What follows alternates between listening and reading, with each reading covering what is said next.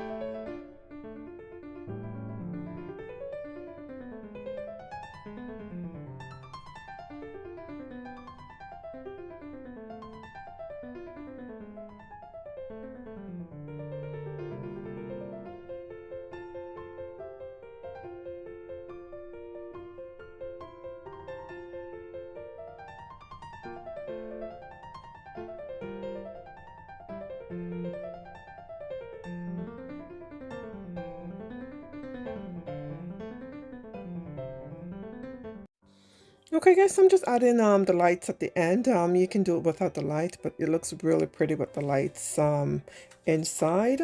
I want to take this time to thank you all so much for supporting my channel. I was away for a bit, but I'm back. Hopefully I should be able to continue doing this, you know, give you all some great ideas and some great DIYs. So this concludes this DIY video. I hope you have enjoyed this video. Please don't forget to like it, share it, comment, and subscribe. You can follow me on Facebook, Instagram, and TikTok. And this concludes this DIY video. Please stay to the end, a little bit of decor at the end, and I shall see you in the next DIY video. Thank you, and bye for now.